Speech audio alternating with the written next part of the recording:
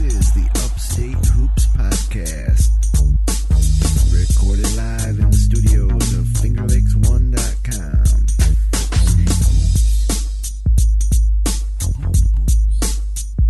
Let's tip it off. Welcome, Finger Lakes basketball fans, to another edition of the Upstate Hoops Podcast. It's Thursday, January 10th, 2013. This is episode number 10 of Season 2, coming at you live from the luxurious FingerLakes1.com studios in downtown Seneca Falls, New York. I'm Jim Sinacropi, and as usual, I'm joined tonight with a man who on February 28th, 1995, playing for William Mary, scored a career-high 32 points and hit a school record 9 three-pointers, 8 in the second half, en route to a 116-94 win over George Mason, my co-host Matt Verkey. That was a great night, Jim. I guess you were playing a Paul Westhead coach. Yeah, Paul Westhead coached George Mason team, and they like to get up and down, and they let you shoot. So, luckily I had a good game. Yeah, it was a lot of fun. I saw some of your quotes in the newspaper article for that. I did a little Googling of you to get something special for the intro tonight. And you sounded like you were in a pretty good mood post-game there. Oh, yeah. That was a fun night. It was senior night, my junior year. Right. And you were trailing at halftime and then come back to win by 22, 116-94. Yeah, so, that was a lot of fun. Thanks to your your 8 second half threes, which, Syracuse could have used 8 second half threes against Providence the other night, but we'll get to that. We have a great show on tap tonight. We're going to recap a ton of action over the past week in the area high school basketball action, award our Section 5 Players of the Week, give you our updated Wayne Finger Lakes power rankings. Then Brad Connor joins us live from Cincinnati to talk about Syracuse's hard-fought victory in Providence on Wednesday night. We'll get you caught up on the week around the country, Connor's Corner trivia, our NCAA power rankings, and more. So settle in for the next hour or so on the Upstate Hoops Podcast. Tonight's show is brought to you by Midday, Miras, and Ricky, your hometown personal injury attorneys. If you've been injured and deserve compensation, call the Finger Lakes Personal Injury Hotline at 315-568-0911, 315-568-0911, or check them out online at middaymirasricky.com. And also by Generations Bank. Big news for Generations Bank. Announced they're taking over the old IGA here in Seneca Falls to build a new corporate headquarters. Yeah, I heard that. That's great. They're going to clean up the the IGA building's become kind of an eyesore over there, and they're going to clean it up. And they said they got some inspiration from the Bonnet remodel and the Walmart. So they're going to turn that building and have offices in there. I'm sure it'll be great. A little repurposing, and they've been repurposing quite a bit because they've been around for 140 years. Generations of service with locations in Auburn, Geneva, Phelps, Seneca Falls, Union Springs, Waterloo, and coming soon, Farmington. So they're not only growing here in Seneca Falls, but in Farmington they're going to have a new branch opening, I think, this summer. Visit them online at mygenbank.com. Be great if we could stop and get a gallon of milk there also, That's true. Maybe they'll keep half of it, as a convenience store in the back corner of it or something. Sure, because I do miss the convenience of that store when it was there. I mean, you and I both living on that side of town. Mm-hmm. And Newark Pilots baseball. Season ticket packages now available for the 2013 season at Colburn Park. Visit NewarkPilots.com for more information. And check out Newark Pilots owner Bob Oman on the Weberon Sports Show this Monday morning at 9:30. He'll be calling in live from North Carolina to tell us some of the changes at Colburn Park this year and talk about some players. He's got a new manager, and we certainly appreciate his support of this podcast and local high school basketball. So Tuesday night we were in Newark. We saw Geneva play Newark, and we didn't, we knew Geneva was really good. This was really our first good look at Newark, and thinking we might be seeing a close game, and Newark or Geneva is just a really good team. They go winning away 73-59. Yeah, I wasn't quite sure what to expect from Newark. I hadn't personally seen them play. Obviously, we follow the scores and stuff like that, and Newark came in as the fourth best team in the Finger Lakes, and Geneva was undefeated and tied with Wayne. And first quarter was kind of what we thought. It was a couple. Geneva was up by 3 or 4 points, 16-12, I think, at the end of the first, and then from there, Geneva just kind of blew it open. The second and third quarters really belonged to Geneva. We talked about their balance, and I was impressed. I know you were, and they go to Wayne, or they got Wayne coming to Geneva tomorrow night. So game of the year so far. Yeah, no doubt.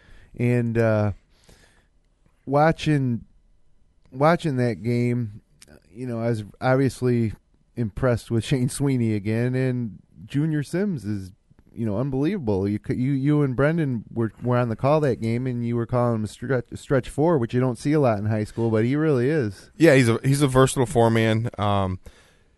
He can post up. He gets on the offensive glass real well, and then if a team goes zone or if they have a mismatch and he's got a bigger guy on him, he can step out to the 3-point line. And in that second quarter, I think he was 3 for 3 from the 3-point line, and really blew the game open for Geneva. But it wasn't just Sims. It was, really 8 guys for Geneva who all contributed, had nice games. Sweeney got to the line. He made his free throws.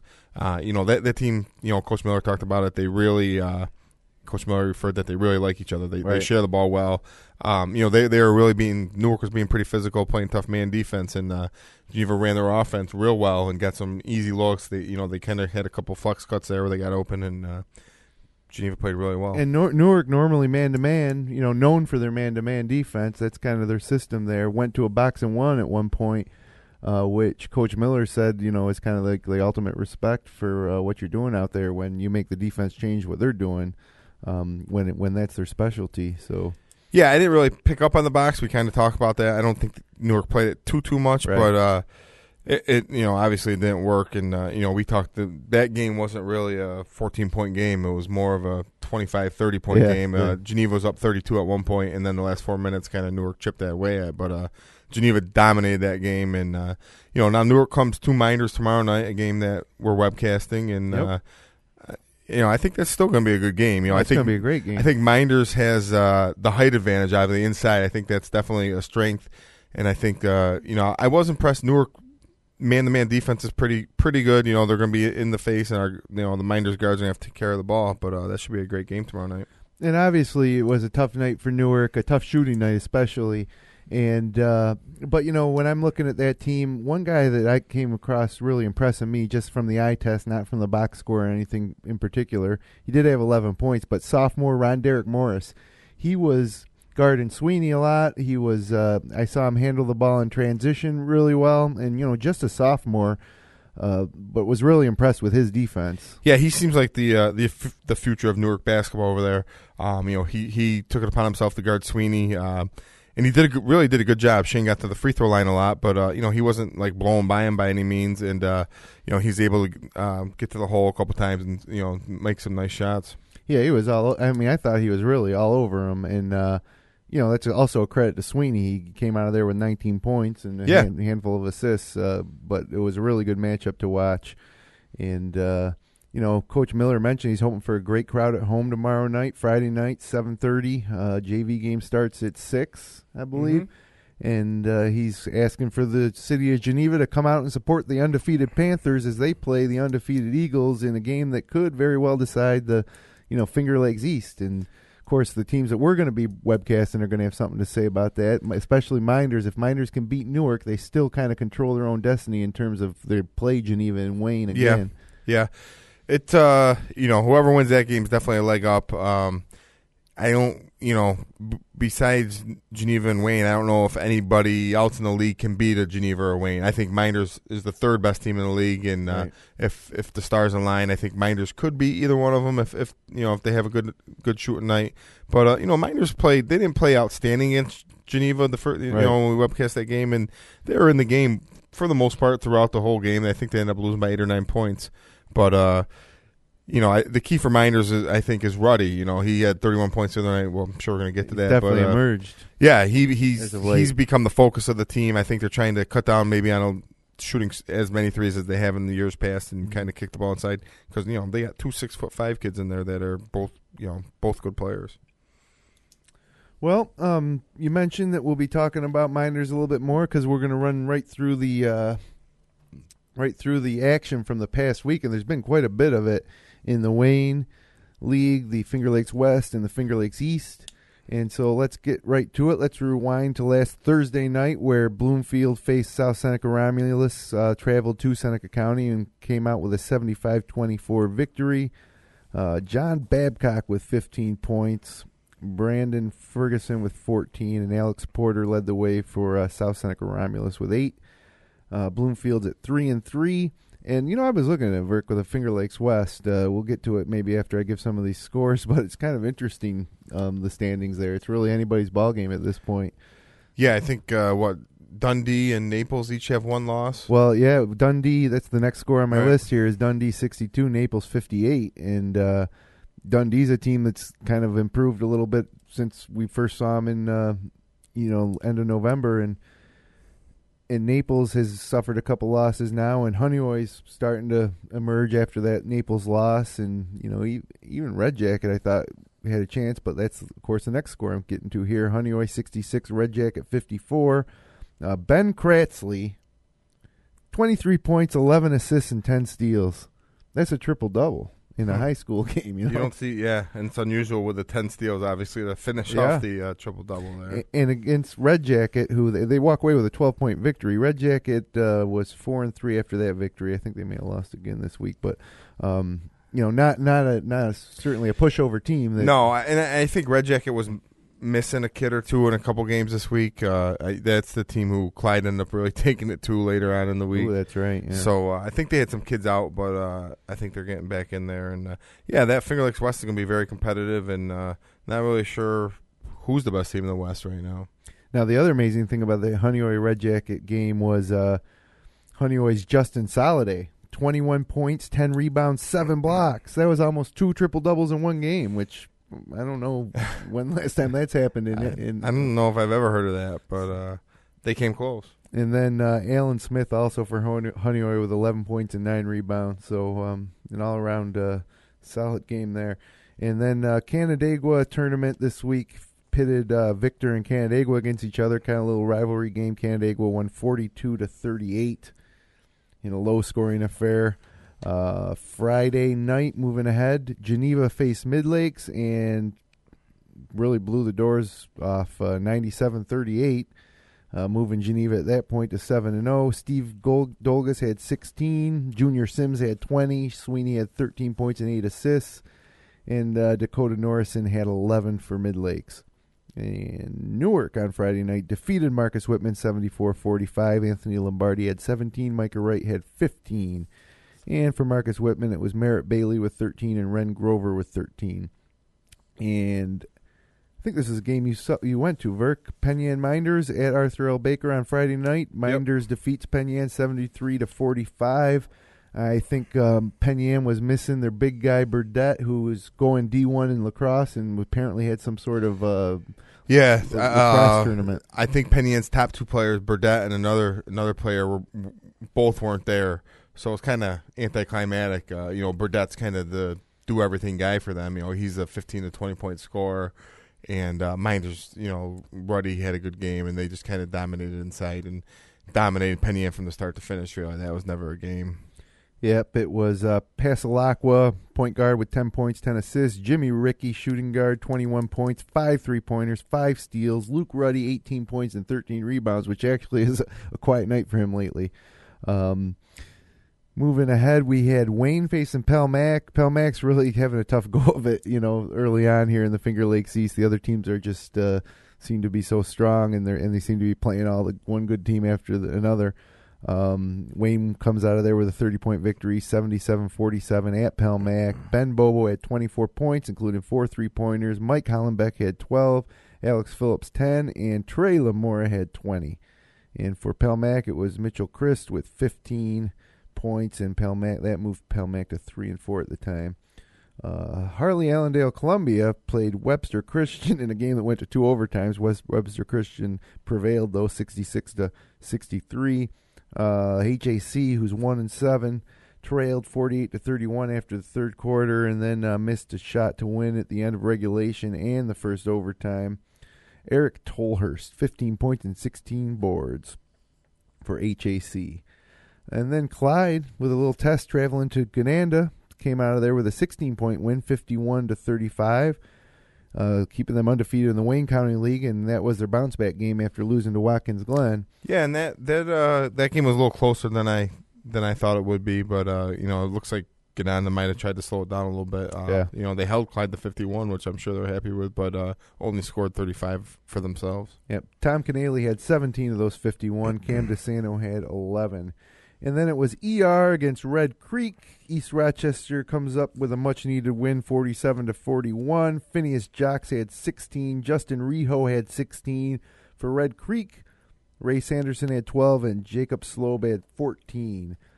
And then Lions traveled to North Rose Wolcott and came out with a 79-36 victory, keeping them undefeated. Tony Franklin had 11, Trey Johnson 16, DJ Long 11, Devin Veter 10, and for North Rose Wolcott, Jake Stevenson had 10. We also have some more Wayne County League action here. Is Williamson, who's starting to put together a little something, 60-32 over Sodus. Tom Stevens had 18, and Stevie Thompson had 15. For Sodus, Danny Meyer had 9, and that win brought Williamson one game above 500. And later in the week, they would run up against Lions, and we'll see how that turned out for him. But first on Saturday, Dundee 66, University Prep 69 in overtime, a non-league game for Dundee. They drop it in overtime. University Prep looks like a pretty decent team at 6-1. John Huber had 15 and Cole Hartman had 12 for Coach Les Miller's Scots in the loss. Honeoye back in action out of league against Avoca. They won 50-30. Ben Cratsley, 21 points, 10 rebounds, 6 steals. He was 4 steals shy of doing it again back-to-back. And this in a game that they only scored 50 points. Yeah, I think he must have the ball an awful lot. He's either scoring or assisting on almost every basket, it seems like. Yeah, maybe he should reconsider the golf scholarship and try to play some college ball. Yeah. Mentioned the Canandaigua tournament. That moved to the second round where Greece Olympia defeated Canandaigua 63-43. And then Eastridge beat Victor 56-55 in double overtime. And for Victor in the loss, it was Connor Powers with 15. Day off on Sunday, moving ahead to Monday. That Clyde Red Jacket game you mentioned, Verk. The Golden Eagles, 115 points. Red Jacket 43. We know that Red Jacket had some players out, but what is Coach Jackson normally do this? Does he normally try to run it up or? Yeah, I can't really comment on that. I don't know, but I think there's some bad blood between those two schools. I think Red Jacket. The football. They had a football Red Jacket this beat year. Clyde in the sectionals this year. They did, but Red Jacket was shorthanded, and in the paper, I know the coach of Clyde said that he emptied his bench early in the third quarter, and maybe the bench players just got hot or something. I mean, you can't. There's a shot clock. You got to shoot the ball, and that's a lot of points to. That's obviously a very lopsided margin, which you don't like to see, but.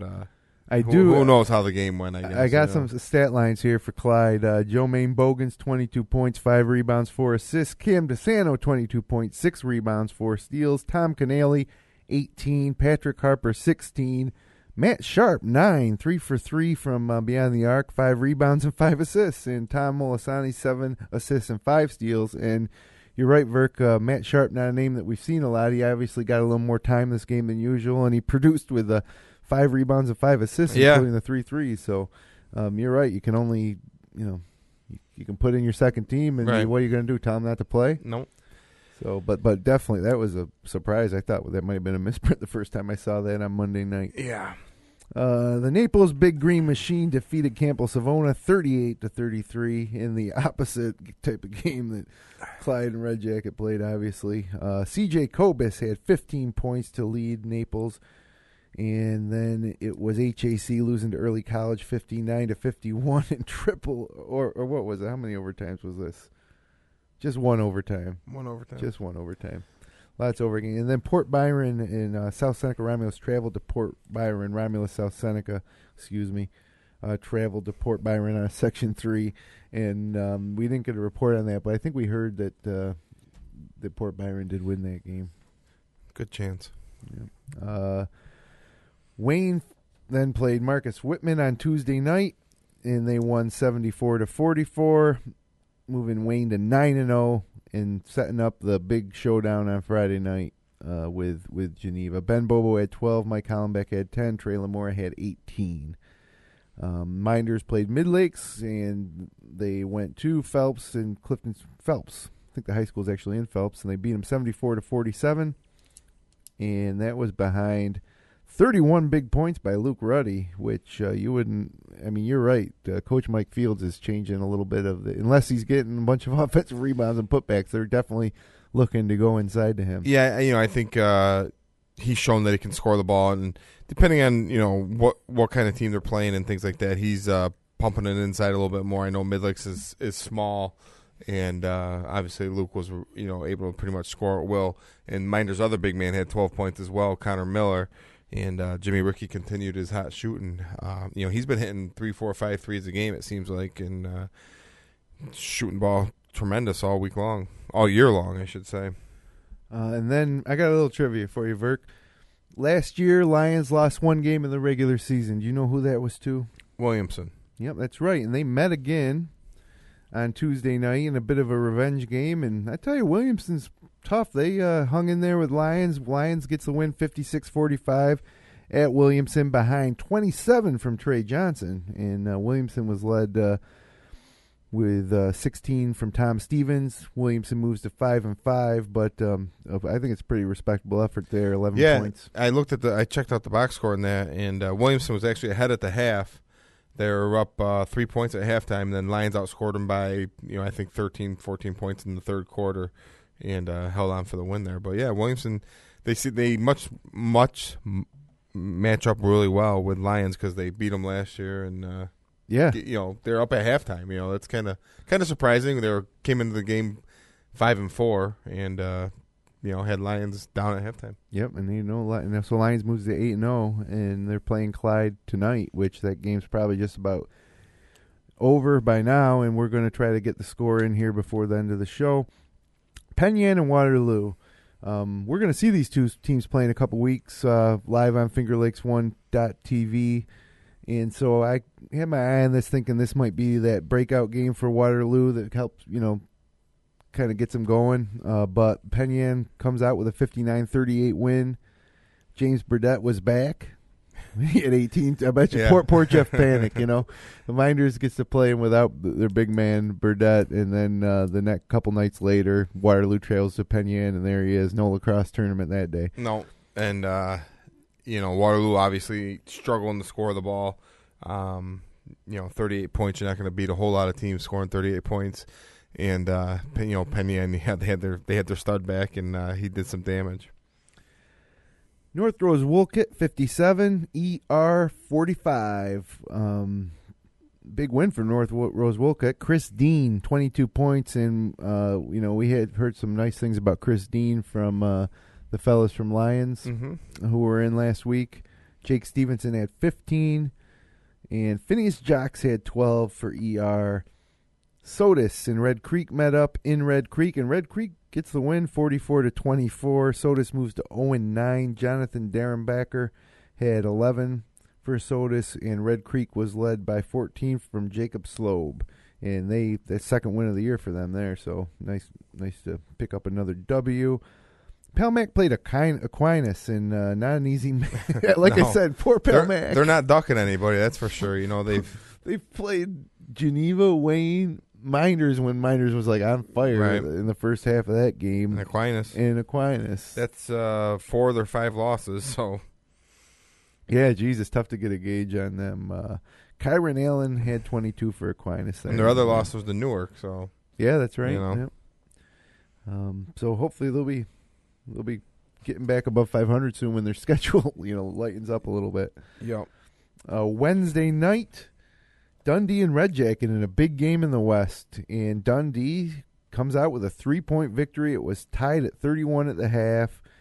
Dundee outscored Red Jacket 25-7 in the third quarter and then held on in the fourth for the win. Axel Jensen had 15 to lead Dundee. Andrew Clark had 11. For Red Jacket, Mike Giaconia had 27 points and 17 boards in the loss. We're talking to Coach Young from Lions. He said he's tough, and I didn't see his name in the other score, so I think he might have been one of the guys who wasn't playing in some of those previous games. Right. So, obviously having him back obviously helped. They weren't able to get the win, but much more competitive than they were the last couple games. And Naples defeats HAC 53-42. So right now, if you're talking about the West, I got one more score to get to from the West first. By the way, Jake Ball had 18 points for Naples in that win. Honeoye and Bloomfield met. Always a bit of a rivalry game there. Honeoye wins 57-43, moving to 7-2. Their only loss in league coming to Naples. Ben Cratsley, 33 points. It's like a broken record with this guy. At least he didn't almost have a triple-double. But, looking down here, you got Dundee. And Bloomfield beat Naples, right? Naples beat Honeoye. Who beat Naples? Dundee or Bloomfield? Oh, Dundee. Dundee. So you got Dundee, Naples, and Honeoye, and then if you're going at the standings, you got Red Jacket and Bloomfield, a game or two behind. But definitely a atop that league. Oh, yeah. Just like last year we had, the top of that league. You had DeSales in there last year, though. But, I think that's going to be 3 or 4 teams fighting it out to the last week of the season. Yeah, and Bloomfield's at 3-4. They had Alex Flattery with 16 points and 14 boards, and Sean Fitzgerald had 18 points. So they got some talent, in that 14-point loss to Honeoye. And Victor lost to Webster Schroeder 70-37. On Wednesday night, Canandaigua lost to Irondequoit 54-46. And tonight we have 3 games that are probably just completing that we're going to get your scores by the end of this podcast. Clyde at Lions, obviously the big one, probably the game of the year, no doubt, in the Wayne County League until they play again on February 13th. And Gananda traveled to East Rochester, North Rose Wolcott at Sodas. And that is all the action across those leagues in a busy. And you notice I throw in Canandaigua Victor. They're in the Monroe League, but obviously Finger Lakes teams. Sure. So we like to keep tabs on them, even though they're both struggling this year. Victor 0-10. Yeah, we were talking about that before. There's, when you're in Monroe County, there's no breaks. Everybody's a decent team because they're all so big, and they're just struggling to put out a competitive team this year. Well, I'm going to go ahead and choose our Section 5 Players of the Week as we're falling a little bit behind here with all that action. It's tough because I'm not one to think, let's spread the wealth. I'm looking at this and saying, who had the best week, and they're going to win the award. And I can't help but give it to Cratsley again. I can. He almost had one triple-double. He was a couple steals shy of a second triple-double, and then he plays a third game and scores 33 points. Yeah, he obviously had a great week, and obviously, I don't think that's a bad choice by any means. He probably was very deserving of it, maybe more so than any other week he's had this year. Yeah. So Ben, congratulations on another Player of the Week award from me, and you got a white and gray T-shirt because it's the 3rd time winning. So why don't you let me know what size your mom or one of your friends is, and we'll send you one for them. And if you wonder what I'm talking about, Section 5 Player of the Week wins a FingerLakes1.com T-shirt in white or gray. We ask that the winners email us at upstatehoops@fingerlakes1.com with their shirt size and mailing address so we can send it on out. So, Ben's probably already got us in his address book. So how about you, Verk? My player of the week was Junior Sims from Geneva. He had 20 points in their blowout win against Mid-Lakes earlier in the week, and then 17 at Newark, and I think he had 13 though in the first half when Geneva really took control of that game. 3 big threes. He demonstrated a great touch from the outside, post up moves. He was all over the offensive glass. I went with Junior Sims. We saw him at Miners, and that was his first game back, and he had a really nice game then. So I think he's deserving of the Player of the Week this week. Well, congratulations to Ben and Junior. Remember, Upstate Hoops at FingerLakes1.com with your T-shirt size and mailing address, and we'll send out those T-shirts right away. So moving on now, Verk, to our top 5. I'm sliding Minders back in to my top 5. I was wrong, you know. Who did you have there last week? Naples, I think, before they lost. Yeah, no, actually, I had them in, and they lost last Thursday night. That's right. So I'm moving Minders back in to number 5, and you know what we're seeing is the versatility of the team, with maybe things not falling so much from the outside lately, and that strategy, you know, hurting them a little bit. They're going inside now to because how can you not with a guy like Luke Ruddy and then Connor Miller, his counterpart underneath, and you know, I think it's easy. It takes a little pressure off of Brandon too at the point, because now he doesn't, you know, in that offense he needs to make threes if they're going to win, and he's more of a tight defender and a distributor and a scorer in the lane than I think than he is a 3-point shooter. So this allows him to orchestrate plays to get the ball to Ruddy. Sure. Yeah, you know, Brandon kind of reminds me, you know, of like a Steve Nash kind of. He doesn't really look to score the ball. You know, he's a great point guard, but he makes his contributions by getting other people's baskets, basically. You know, he had 10 assists in a game this week. And this isn't to say that Minders is foregone shooting the 3. Right. Ricky's been knocking him down. Oh, yeah. I would imagine he's on pace for like the most threes in a season in Minders history right now. It could be. That'd be interesting. You know, maybe do a little.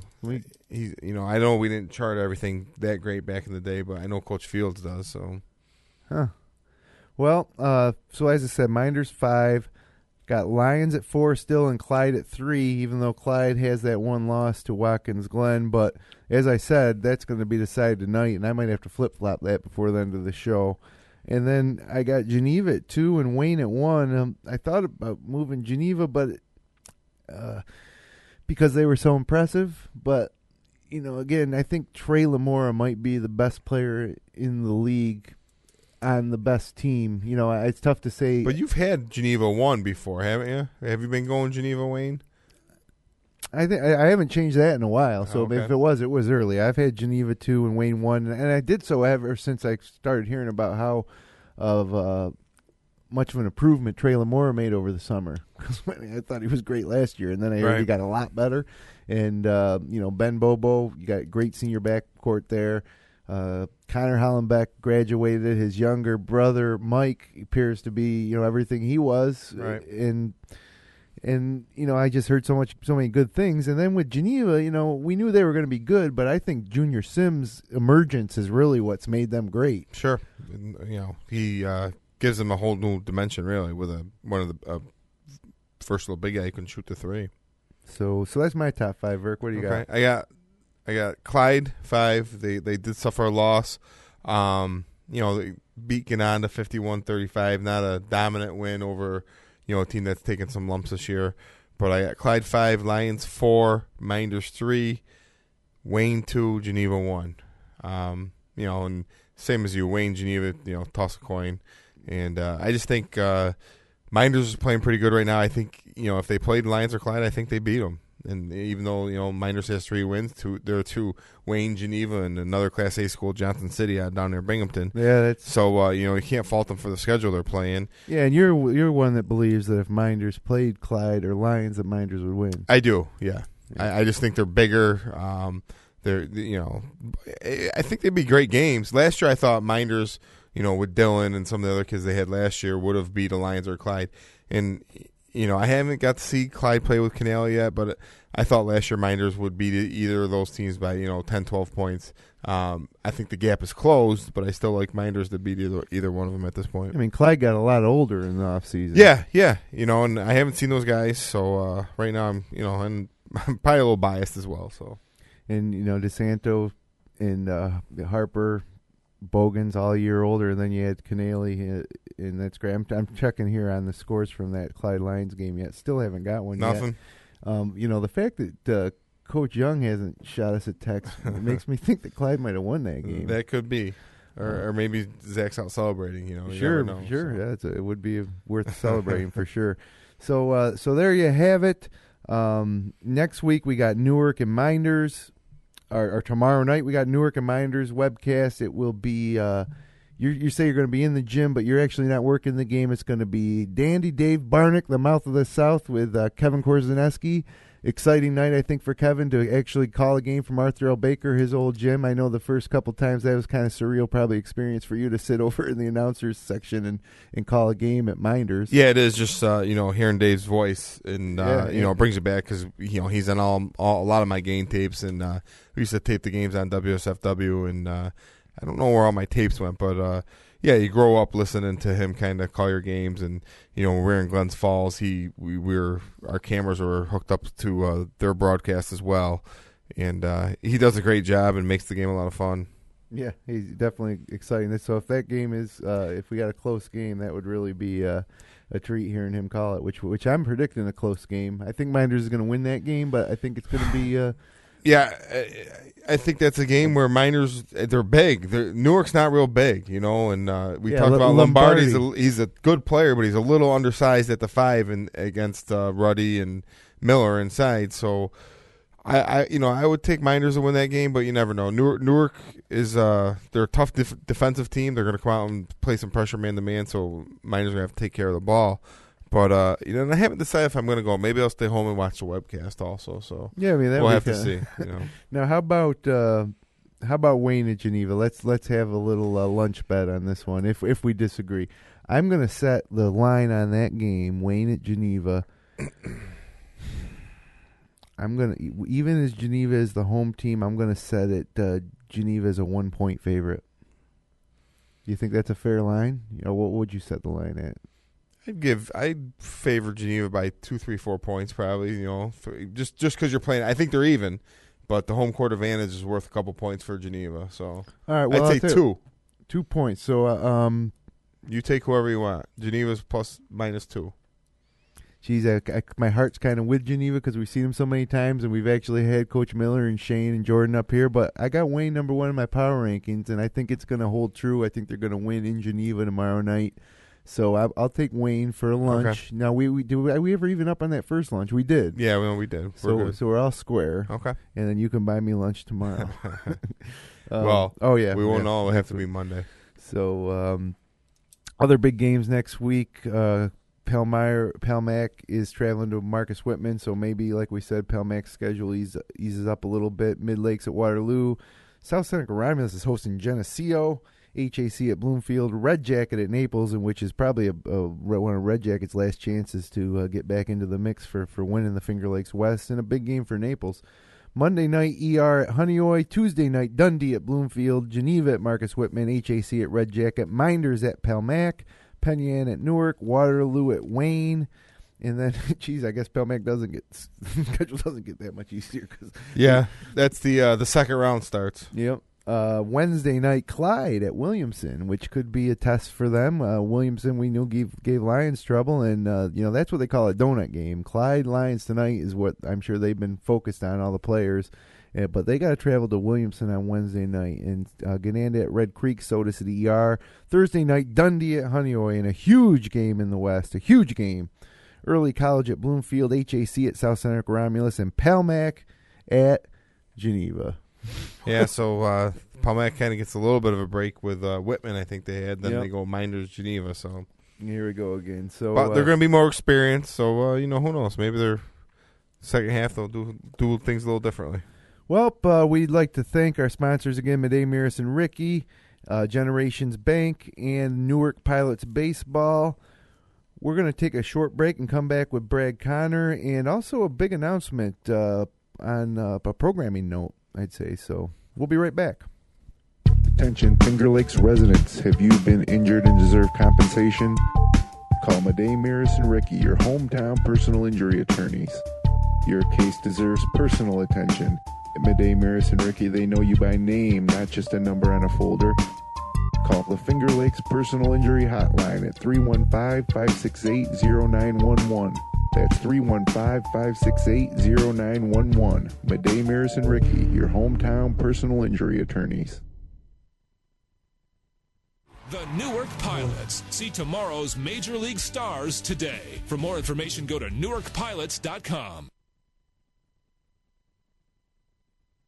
The most valuable things are always passed down from generation to generation. It's true for your family, and it's true for our bank.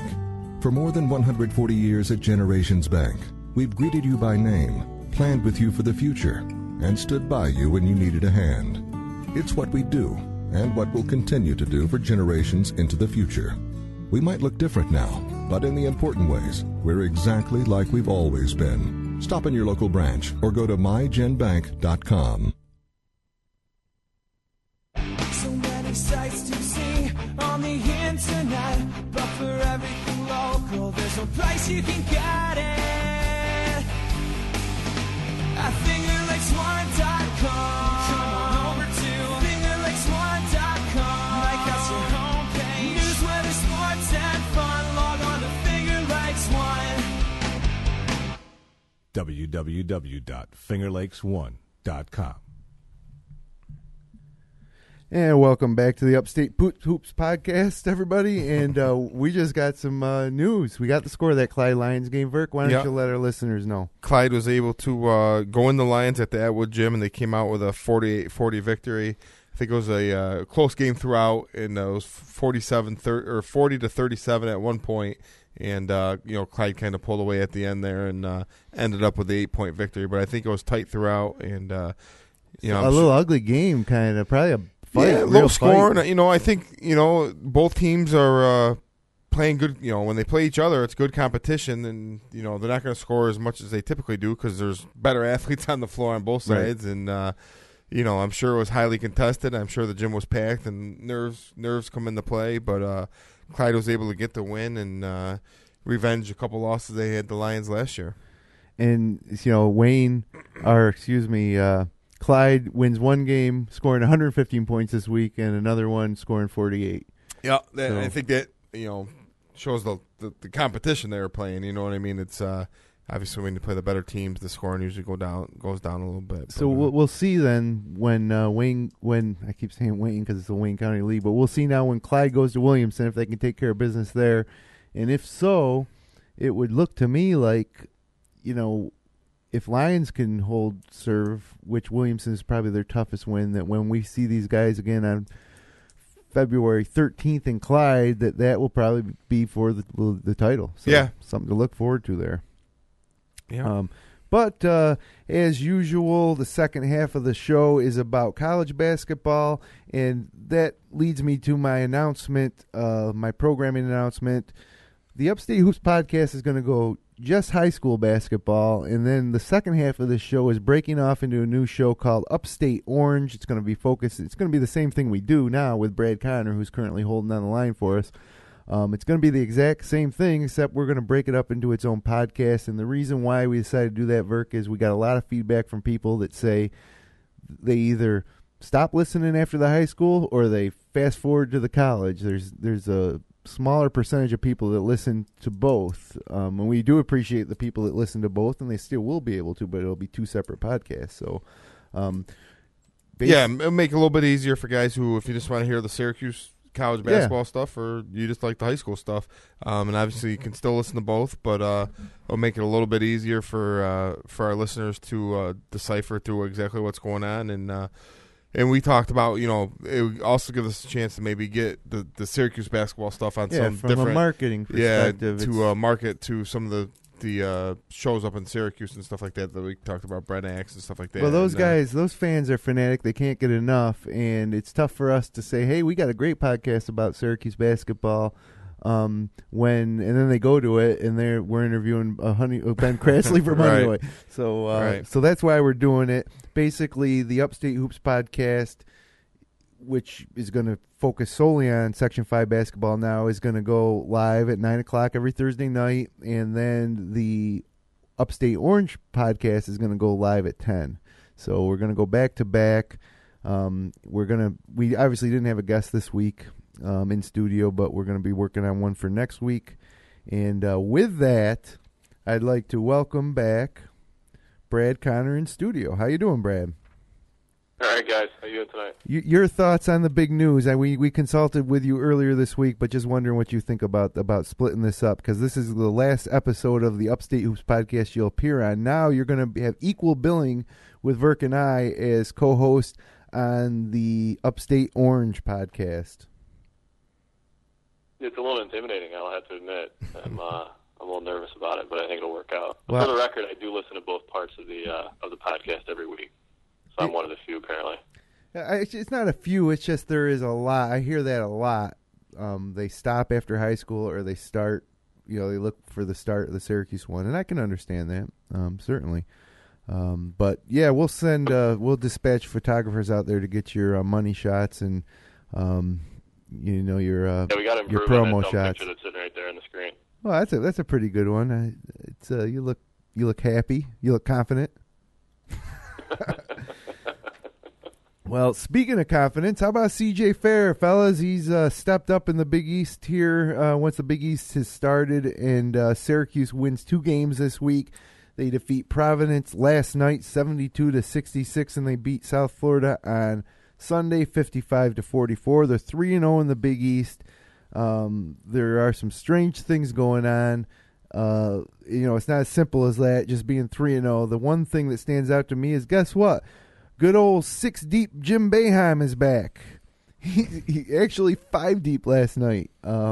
He's shortened that bench. It's almost like past couple years when we thought, Boeheim's going to play 9 players this year. Boeheim's going to go 9 or even 10 deep. When the games get tougher and the league starts, that's just not the case. So I'll give you an example. South Florida, we win by 11. We had 6 players in double digits for minutes. And then you had Jeremy Grant with 8. Trevor Cooney with 2 and Coleman with 5. And then for Providence, you had 5 players in double digits, and this is ridiculous. You had Fair, Christmas, Trish, Carter Williams, and Sutherland with 38 or 39 points each. And then you had Cooney with 3, Grant with 2, Keita with 2, which is amazing, and Coleman with 2. So, you don't teach an old dog new tricks, I guess. Did that stand out to you at all, Brad? The rotation? Yeah, I don't know, it's funny that it seems like Dajuan Coleman has the honorary Fab Mello, Raheem Christmas treatment, that he just gets the early hook and he's done. And I didn't expect that with him, because I thought he showed a lot more in the first, 10, 12 games that he was going to get a little bit more of the benefit of the doubt, but he just doesn't have it now. He makes one mistake, and that's it for him. And that happened both games, really. I mean, he played, 5 minutes in the South Florida game, but yeah. I mean, he actually, Coleman was funny because he was lucky to get the 2 minutes. He wanted to get pulled earlier, and they couldn't get Sutherland in fast enough, I guess. He got an extra 30 seconds out of it. It's the same thing. It's Fab Mello from 2 years ago. It's Christmas from last year, and this year Coleman's that guy who he gets the start. I mean, it almost, to me, it's like he promises the guy he's going to start when he recruits him, and then he doesn't break his promise. But it's we talked about that too. I'd be surprised if he did anything like that. But Keita, the surprise with me was Keita, but he picked up 3 fouls in 2 minutes. It's obviously you can't be doing that. And Cooney stinks right now, so why play him if you don't have to? Right. As long as we talked about with that zone, you're not chasing guys around as much as you might be in a man-to-man, so hopefully the guys aren't getting as tired. That's one way you can do it. Yeah, that's true. And, I think the guy who probably should be getting more minutes is Grant. But who would you rather have in there, Jeremy Grant or Sutherland and Fair? He's in a tough spot right now, and as long as, you like to see those guys get some action in these bigger games, and in case something happens, somebody's in foul trouble. But I think he sent a message: if guys aren't in foul trouble, this is going to be how it is. Kind of. I think Keita is going to play a little bit more. Sure. Christmas played good too, so that had something to do with Keita and Coleman not playing as much. Played great. So, it is what it is. You say that, and Boeheim. He traditionally plays, 5, 6, 7 guys, and that's the way it's going to be. Yeah, no surprise, I guess. You raise a good point, because, I'd like to see Jeremy Grant. I think if Sutherland jacks up 2 or 3 bad 3-pointers, which he's been prone to do lately, I would like to see him come out for Grant for, 5-10 minutes to let Sutherland, think about what he's doing on offense, and instead of having him try and work his way out of whatever slump he's in and keep jacking up forced threes. Which last night's a good example of that. He's 1 for 8 for 3 and 5 for 16 from the field. So maybe, what does it hurt to let Grant run a little bit instead of Sutherland? And Sutherland, again, 7 rebounds, and 2 for 2 from the line. It's not like Sutherland kills you in there, but like you said, Brad, is Grant really that much worse? Is he going to hurt you much worse than 1 for 8 from 3? So. Yeah, I mean, it's gotten pretty bad with him. I think he's just really trying to find his stroke, and I don't remember the last time he was had a great shooting night. Arkansas game. There might have been 1 or 2 others, but yeah, I mean that's kind of it. And he goes up for it, and everybody kind of thinks it's going in, and I don't know, it's just not there right now. He's streaky. I mean, he's definitely the epitome of a streak shooter. But luckily for us, he's helpful on the board. He handles the ball well. He's a good free throw shooter, and does well in the zone, I think, as well. So, but yeah, the free throw shooting was great last night. That was to me the key to victory. That was a piece. That game was a lot like the Temple game in my mind. Yeah, isn't that something? Hot from 3, and this game Syracuse made their free throws. Yeah, that's the difference. They were 17 of 18, which is probably the best free throw shooting performance they've had in the history of Syracuse. I mean, come on. Yeah, no doubt. I remember. And just my thoughts on the 2 games were offensively they're struggling. That's no doubt about that. And their defense has been pretty good. A little concerning, they allowed Providence to go 9 for 18 from 3-point line when typically they're, tops in the nation in, 3-point defensive field goal percentage and stuff like that. But, I think they're relying on their defense, their athleticism. And typically Syracuse teams don't rebound the ball that well. And this year, they especially the last few games, they've really been hitting the boards, especially on the offensive glass. And really allowed them to win the last couple games by dominating on the offensive glass. And they, I think that, like Boeheim says, the shooting's going to come. It's concerning when you go 3 for 21 from the 3-point line and you can't rely, I think you're almost back in the situation where if Carter Williams or Trish gets in foul trouble, you're going to look at maybe Sutherland playing the 2. That's how much confidence I don't have in Trevor Cooney right now. Yeah, I'm with you. We're how many games in? 13 games in. What's Syracuse's record? We're deep into the season now. It's getting to mid-January, and Cooney hasn't shown anything yet other than a scrappy attitude on defense, and a couple threes that he canned. I'm starting to think it was all just the line of bull that he was this legendary shooter in practice. They may have just been trying to feed bad information to the public. Or he's the ultimate head case. In a different direction, because I don't see it. The stroke is good, but I don't know. There's no real consistency there. And I don't. He's obviously he can shoot the ball, but I don't think his stroke is that pure. He's not like, he doesn't look like J.J. Redick out there. Or some of these knockdown guys. Even Sutherland for that matter. I think Sutherland's got more of a pure stroke, really. And if you're a shooter, and we've talked about it before, and you're wide open and he shoots an air ball at Division I level, it's concerning. And we can't blame it on, he redshirted last year. He hasn't been in there now. Like Jim said, we're deep into the season. And I think everybody in this room was expecting, well, wherever you are, Brad, was expecting a lot more from Trevor Cooney this year, and I was, from everything I read and heard about him, how he's a bigger Jerry McNamara, more athletic Jerry McNamara, and he's not. So it's time to face reality. And athletic Jerry McNamara. Yeah. And he just can't shoot it. Right. And I think the reason a lot of people said that is, geez, we only got Carter Williams and Trish our only guards, so Cooney, you're kind of hoping that Cooney's going to be everything that was advertised, or you think to yourself, Cooney must be good, or Boeheim wouldn't, put himself in that type of situation. So, and the other thing you got to remember, too, is Cooney is a freshman. This is his first year. Guys like Coleman are struggling, obviously, and as a lot of freshmen do. Some guys take till their junior year before they can get any significant minutes. It just takes that time to develop. And Cooney's a freshman. He's a redshirt freshman, yes, but he's a freshman. He's got 4 more years left. He's obviously going to be on the team for 4 more years. So to be fair too, we talked about this with McLemore at Kansas. You know, he didn't play basketball last season. I mean, he was in practice, but that redshirt year, I think that may take a lot out of guys. You know, that lose something when they have to sit versus a freshman who's coming straight in from high school. At least they're being competitive and playing in competitive games. This guy's played nothing really other than practice games. Hey, Brad, I got a job for you next week. Research why McLemore was redshirted. I can't. I was going to do that this week too. I forgot. Because he's averaging, he's like their leading scorer. And, typically red shirts aren't, they don't come in their freshman year and lead the team in scoring at Kansas and, a top 5 team in the country. He was fantastic last night. Yeah. Did you watch that game? I watched parts of it, yeah. He was the difference. As close as they were, but, at the end, I was saying foul, and they don't. You knew he was going to make a 3. It was guaranteed. Yep.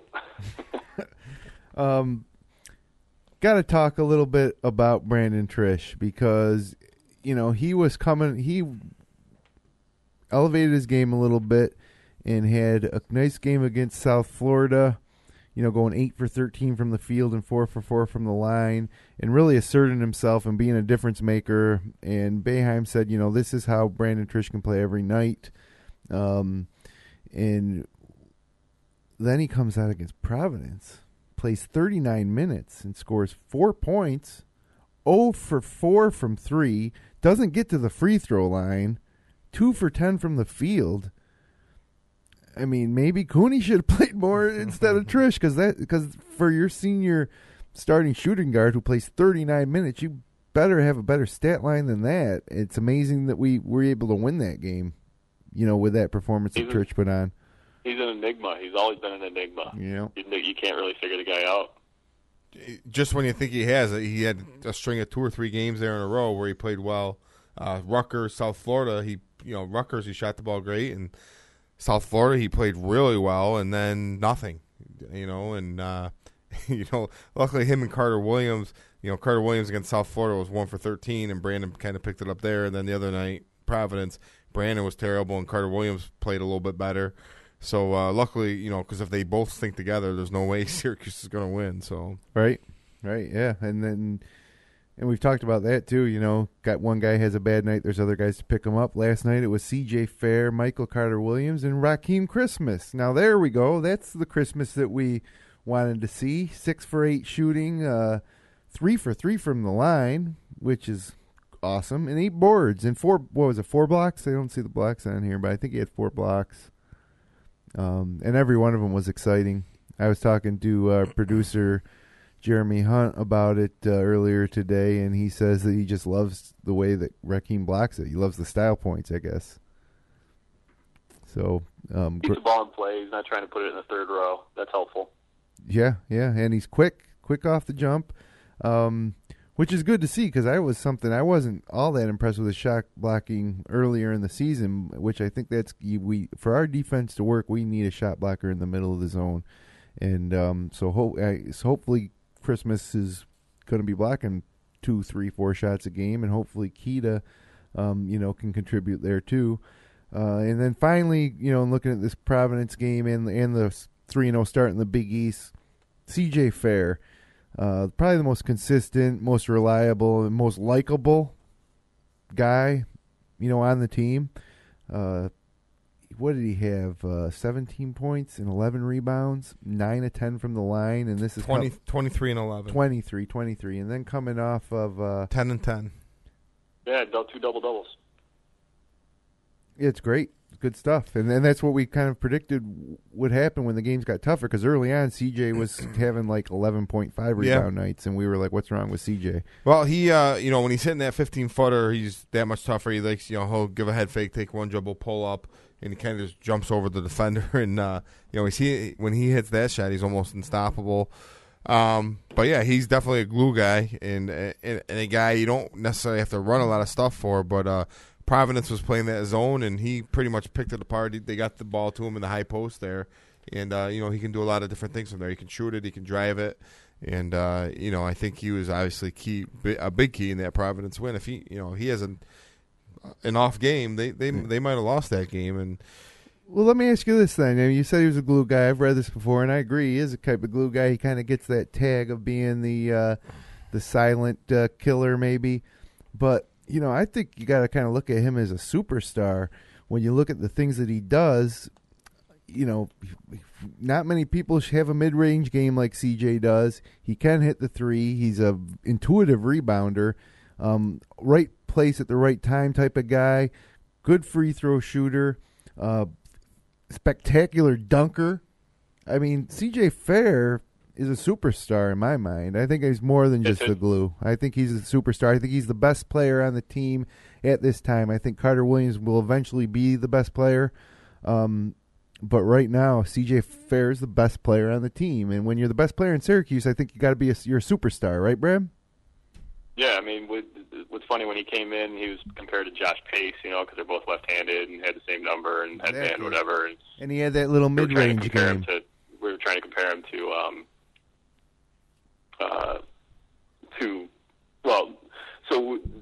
I'm drawing a blank. Stevie Thompson.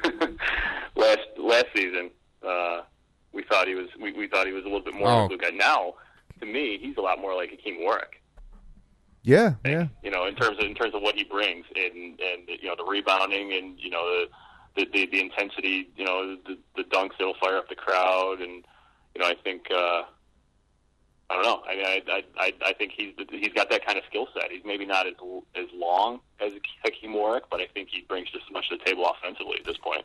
Yeah, I think he gets better too. He gets overlooked a little bit. His game might not translate into an NBA style game or something like that, but he's a phenomenal college basketball player, and he's a junior now, and he's really improved every year. This year he's kind of added that 3-point shot. He hasn't been shooting a lot of them.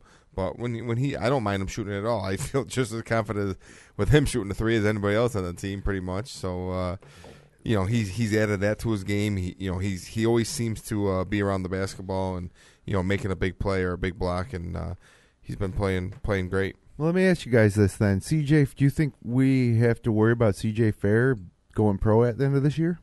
I don't think so. No. Well, he doesn't have the NBA game right yet. Hopefully he's got good counsel that's going to tell him that he's not quite there. You don't think he's a late first-round pick if he goes this year? I don't think so. He doesn't shoot as well from the outside as he needs to for that size. He's a three. He's not even a big three in the NBA, really. And I don't think he handles the ball good enough. He doesn't do a whole lot off the dribble, just one or two dribbles, and he pulls up or he goes all the way to the rim. He's not one guy to cross you up and bring the ball up the court. Like you see, a lot of these guys in the NBA that they can do so many different things. But I think he's a great college player. He's a great player for Syracuse, and is really leading them right now. Okay, so finally we got to get to Michael Carter Williams against South Florida. He was terrible. I mean, the shooting. We all know that he's great at finding his teammates, and we all know that he's a great rebounder at guard, and we know he's a presence at the top of the zone and great at steals. It gets a lot of turnovers, forces a lot of turnovers. It's the shooting, because that's the final piece of the puzzle, because teams are either going to challenge him when he penetrates, or they're going to back off and cover the guys he's going to dish to, and that's what South Florida did, and that's what Temple did, and so he was forced to take these little shots in the lane, which weren't bad shots, but they're not going in. And it was nice to see him shoot a little better against Providence, 2 for 6 from 3 and 6 for 13 from the field. But he's got to convert more of those. That's a big key, I think, for Syracuse is Carter Williams just shooting at a higher percentage. Yeah, if he's shooting 13 times, it's probably not a good sign for Syracuse, even if it doesn't matter how many he's making, because that means he's not getting everybody else's involved. I mean, he only had 4 assists or 5 assists in that South Florida game, which, I mean, he's got to do more than that in terms of setting his guys up.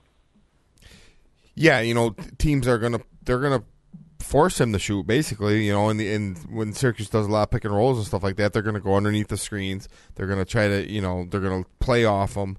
And he's going to have to knock down some shots because, he's kind of, he didn't play at all last year, so teams are just seeing him for the first time and kind of figured out, hey, the best way to beat Syracuse is to obviously not allow Carter Williams to penetrate and dish the ball to the great finishers that Syracuse has. So they're kind of forcing him to shoot, and, South Florida stayed in the game because Carter Williams couldn't throw it in the ocean.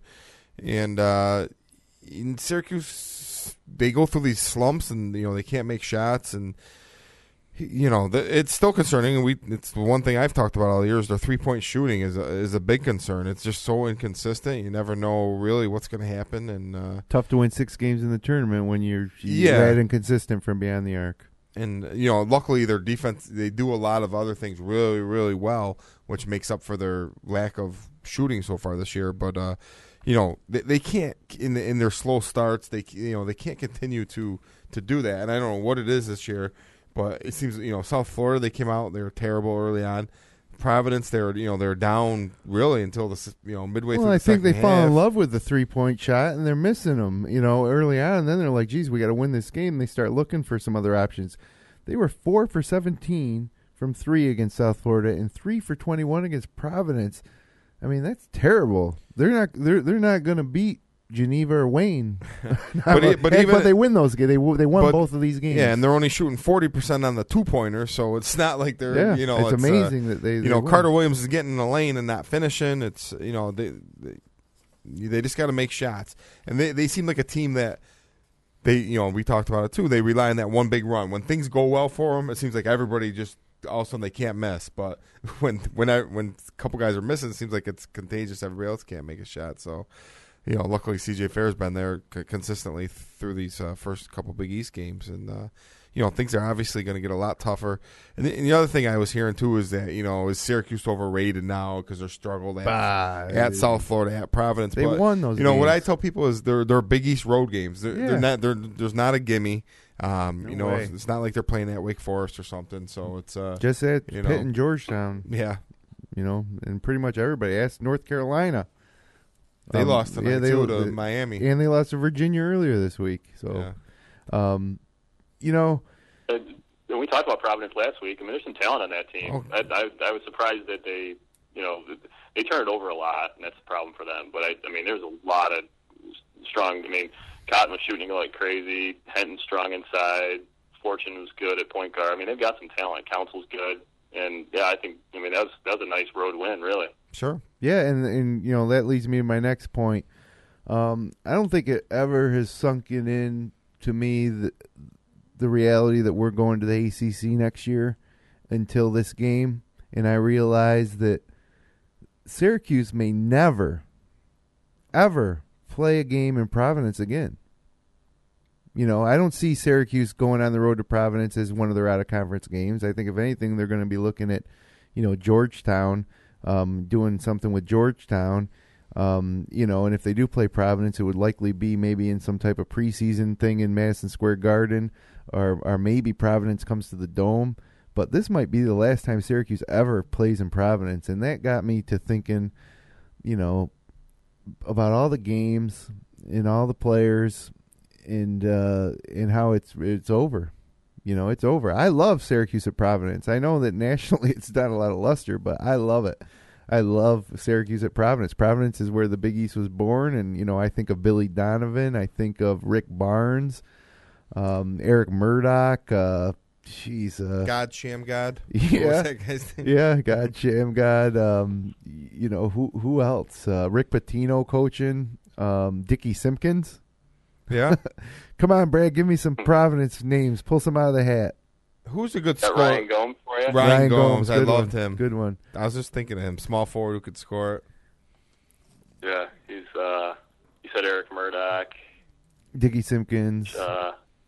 Who was the other guard with Billy Donovan?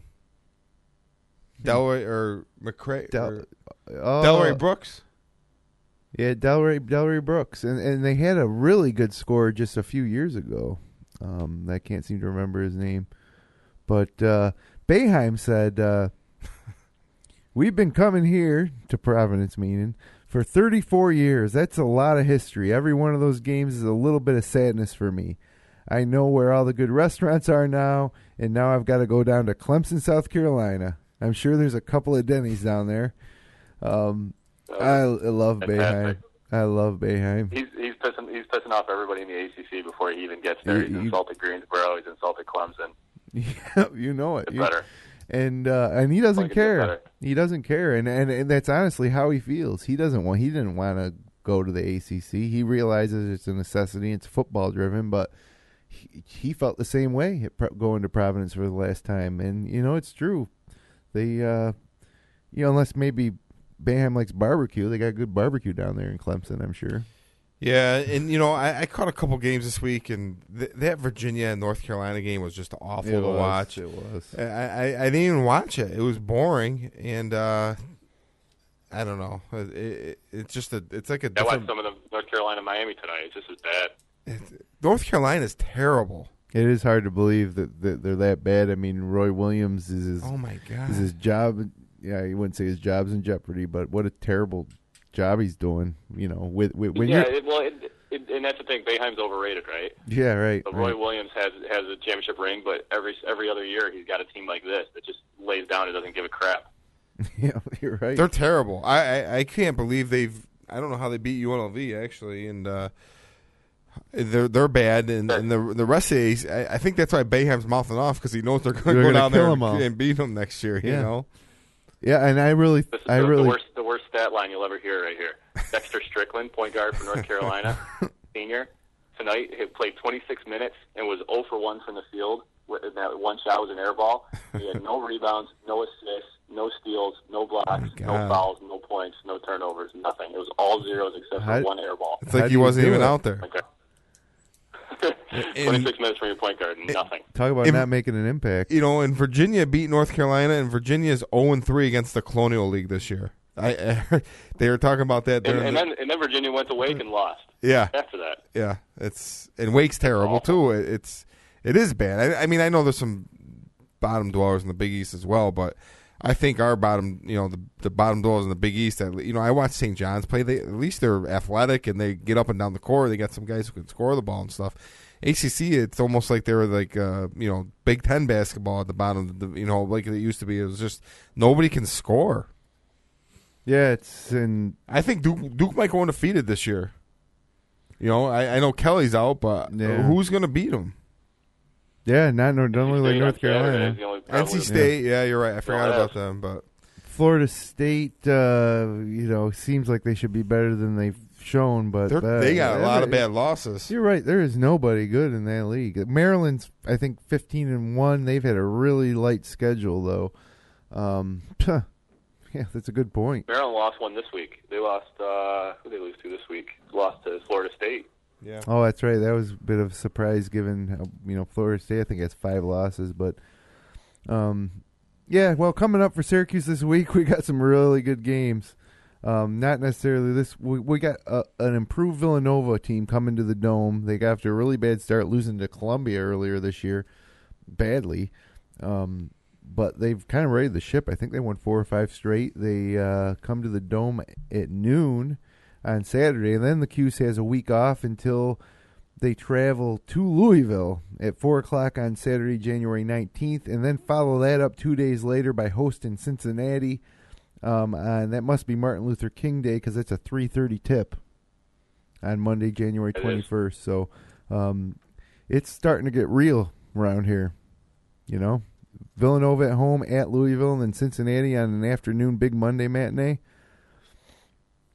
So, this is the heart of the Big East. Yeah, I love it. They're going to have to shoot better threes against Louisville, and even against Villanova. I don't see. I thought I was concerned they're going to lose to Providence. I wouldn't be surprised. I would be surprised if they lost to Villanova, but where I thought that. I'll be shocked if they lose to Villanova, because I watched Villanova a couple times. I don't think they're very good. Louisville's going to be the big test, and if Syracuse wins that, they definitely vault back into the top 5, where they'll probably remain steady. Or if they lose that, they're going to drop down 9, 10, 11, 12. So yeah, and I follow Jay Billis on ESPN a lot, and he thinks Louisville is the best team in the country. He's got them number 1 in his rankings. You got to respect that. For a variety. Yeah, I love Jay Billis, and, going to Louisville is going to be a huge challenge for Syracuse, obviously. Well, Brad, before we get too late into the show, we got to do one of our favorite things that we enjoy that will next week be part of the Upstate Orange podcast, which I really feel will be one of our listeners' favorite parts of of that show as well. Connor's Corner Trivia. What do you got? So this week we went back to the Big East Media Guide again because I love going back into Big East history and I miss it badly. Treasure trove. Now that we still are in the Big East, we'll still be able to tap into it. But what they have in the Big East Media Guide is the career scoring leaders for each of the Big East teams, regardless of whether or not these guys played in the Big East.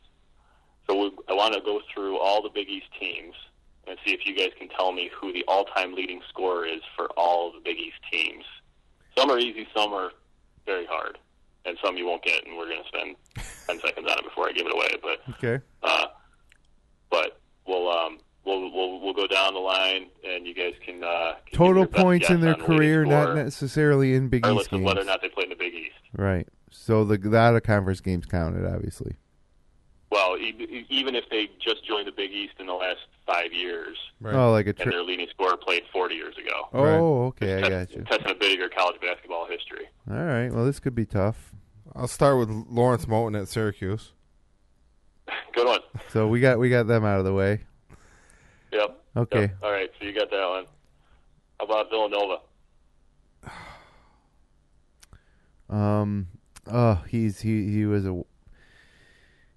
He was a white player in the early 80s. Tom something. I could be totally wrong. It's probably somebody like it's not Pinckney or McLean. It's not Scotty Reynolds. No, Scotty Reynolds was second on their all-time list. Oh, close. It's not anybody from the championship team. Tom. No, it's not. Am I on the right track with this Tom name? Kerry Kittles. Absolutely not. Kerry Kittles. Kittles. Holy crap. Yeah, Kerry Kittles. Yeah, good guess, Virk. Okay. All right. Moving backwards alphabetically. South Florida. I'll give you 5 seconds. No idea. The only guy I've heard. Let's just say the only guy I've heard. Well, Jim. You got a guess? It sounds like it's going to be wrong. So. It will in fact be wrong. Right. The only guy I heard of on their list at all is Dominique Jones. Played a few years back. Yeah. Huge scorer for them, but it's not him. He was 5th on their list. Charlie Bradley, graduated in 1985. Never heard of the guy. Never heard of him. I don't remember South Florida in the 80s. So they're South Florida. Gus Gilchrist from last year was in their top 10 for whatever that's worth. Chucky Atkins, you guys remember him? Played in the NBA for a while. Yeah, for Detroit. He played. Whatever, South Florida. That's that. Seton Hall. Terry DeHare. Terry DeHare is correct. Nice one. Yeah, that's good. Jeremy Hazel. That's probably who I might have guessed, but he was third. Yeah, he was great. DeHare though was a legend. I mean, they went to the finals and lost to the Fab Five Michigan team. Yeah, DeHare was only a freshman. I think, on that team. Yeah, that was early in his career, but he was consistent all the way up through. I think Hazel just lit it up in his kind of junior and senior years. Yeah, he shot every time he touched the ball. Okay. All right, continuing backwards, St. John's.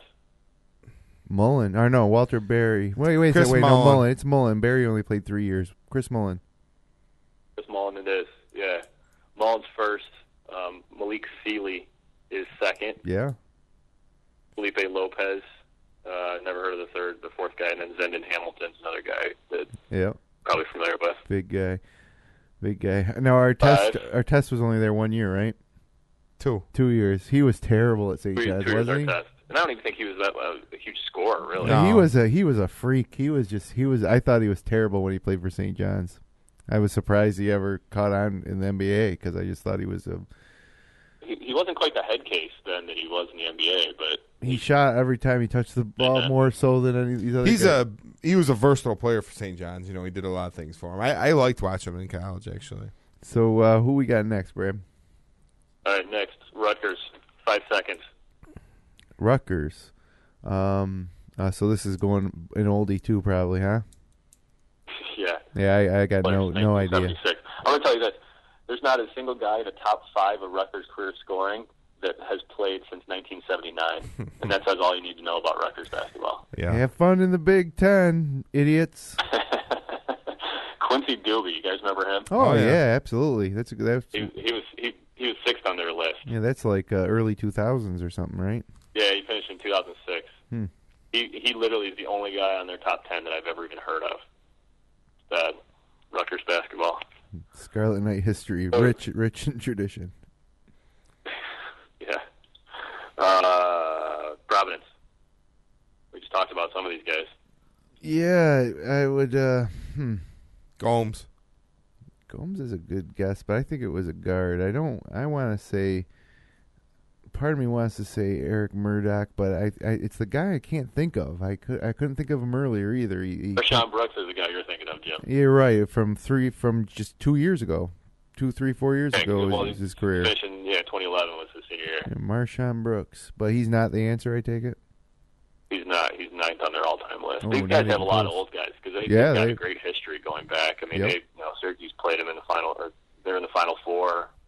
They play in the Final Four in '75. Yeah, they not in '75. Syracuse lost to Kentucky, I think, in the first. I think I think Providence might have been the fourth team because Syracuse lost to Louisville and Kentucky in that Final Four. Right. And I think Providence might have been the fourth team, maybe. Either that or in '74, maybe they're in the Final Four. One of those years, but they were great back in the day. We played them in the Final Four in '86 or '87. Yeah, '87, right? Yeah. Right. Killed them. So Jim, who's your guess? Who? Eric Murdoch. No. First got it. Ryan Gomes. Murdoch was third. Good one. Second. Gomes was dominant. He was fantastic. Yeah. Yeah. I'm not surprised. 18 a game throughout his career. The guy that's second on the list, Jimmy Walker. From Good Times? Father of Jalen Rose. He is Jalen Rose's father? Yeah. Huh. He's dynamite. Yeah. All right, who's next? He's not KJ by any means. Eric Murdoch was third. Jamel Thomas, Marvin Barnes played back. That's them. Gregorio's on that list. Yeah, Otis Thorpe. Oh yeah, how about Otis Thorpe? Longtime NBA player. How about Dickie Simpkins? Dickie Simpkins is not on the list. He is on the top 10 rebounding all time for Providence, though. You know what he's ranked in terms of all-time college basketball announcers? 974. Yeah. Okay, what's another team for us? One thing I won't miss about Big East basketball is Dickie Simpkins on the mic. Yeah. Who knows who they got calling ACC games? Dick Vitale. Jerry Glanville. Pittsburgh.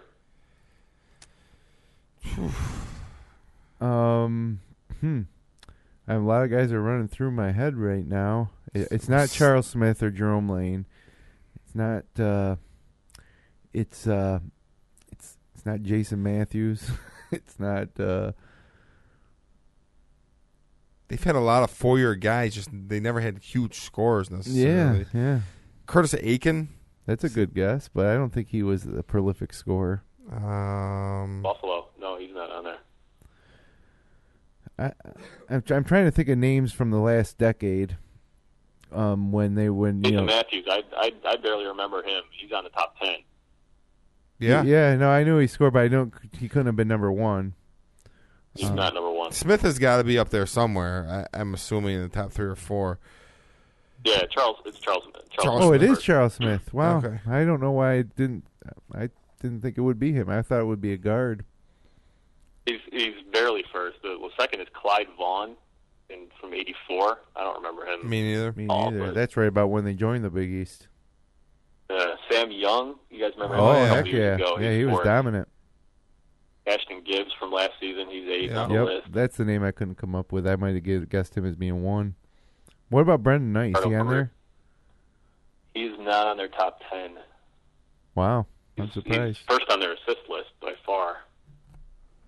Jerome Lane is 3rd on their rebounds list, which is surprising, but only because he played for only 3 years. Right. Yep. Well, they're coming with us to the ACC. Who's next? That's Pitt. Next is Notre Dame. No. Am I going to say Luke Herringody or am I going to say... I'm going to say Luke Herringody. No, or am I going to say Chris Thomas? No, I'm going to say Herringody. I'd say Herringody also. Herringody's second. You got to go a lot further back. The guy who played there when they beat UCLA. Yeah. You're thinking the right one. Aguirre was DePaul. Producer Jeremy Hunt was thinking maybe Mark Aguirre. But he's going to be the answer for DePaul. Jesus, I keep thinking like Quinn Buckner, but it's not him. It's Chris Gedney. Adrian Dantley. Dantley's third. That's a good call by producer Hunt. It is. He's third. I thought for sure we had it there. David Rivers. David Rivers is sixth on this list. I'll tell you what, this list is populated by guys that we've heard of, almost all of them. Yeah, Notre Dame's rich Notre Dame history. Yeah, because they're Notre Dame, I think is one reason we heard of them. But they never advanced to win big games at the end of the year. But they always have good teams. Who's the little guard they had forever there? He's got to be on there. Chris Thomas. He's fourth on the list. Yeah, he was awesome. I'm drawing a blank on that guy, Brad. He's one of the leading scorers in all of the history of college basketball. Yeah. Wow, that's pretty sad. He's got the record for most points in one game in the NCAA tournament. I'll give you that. Jeez. He was part of a trivia question from last season. It's like a small forward type guy, right? I don't remember. 1971. All right, Kelly Tripucca. It's not. No. That was a guess from. That made me laugh. From Eric Lorenzetti. Eric Lorenzetti texted that guess in. I thought he might have had it. Brad, we got to get not Adrian Dantley. Austin Carr. Oh yeah, good one. Jeez, that's exactly who I was thinking of. Yeah, good old Notre Dame. Okay. Moving backwards, Marquette. This is gonna be a tough one. It shouldn't be, but for some reason I didn't remember this. Is he from the national title team? Can I ask that as a precursor? No, it's recent. Oh, it's recent? It's not Dwayne Wade. He wasn't there long enough. Right. It's not, is it... that little left-handed Wesley guard? Matthews, Crowder. Could it be Crowder? No, it's not Crowder. Wesley Matthews. Who's that little left-handed guard they had? Is it him, Brad?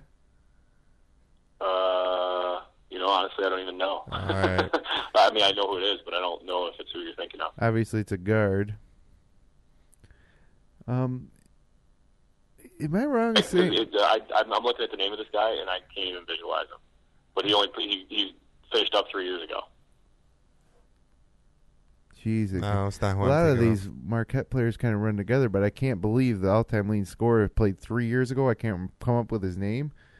I want to say Wesley Matthews. Wesley Matthews was on that same team. He's ninth on this list. Yeah, they had somebody else with him. And I can't remember either. Well, this is it a Butler last name or I can't remember. This is pathetic. What's funny is there's three guys on the top 10, top 9 who all played from 2005 to 2009 on this list. Apparently, that was the golden era of Marquette basketball, but yeah, Tom Crean built it up. It did anything with it. Yeah. Darrell McNeil. Oh, yeah, good one. Yep. Wow. That was a great team. Can't believe he's the all-time scorer, though. Darrell McNeil, Lazar Hayward. So he was the year after. He was on the same team. Dominic James. These guys all sound like guys that could... on that team. Dominic James, that's right. And Wes Matthews. Yeah. There's 4 of the top 9 scorers in the history of Marquette basketball. All, were on the same team for 3. Dominic James got hurt before the NCAA tournament, remember? They had a really good team. That's right. Yep. Huh. So they had the one guy from that national champion, Butch Lee, was the guy that was on the championship team. It was their best player. He's 5th on this list. Travis Diener, you guys remember him? Yeah, absolutely. Back. Before they were in the Big East. Ellis, he was on the championship team. He's 10th. So it's sort of a mix of guys from the 70s and guys from the last 7-8 years. Huh. Yeah, well, they were great, then not so great, then they joined the Big East and really built it back up again under the Big East banner. Yeah, it's true. Which the Big East did that for a lot of programs in football and basketball. So, moving on, Louisville.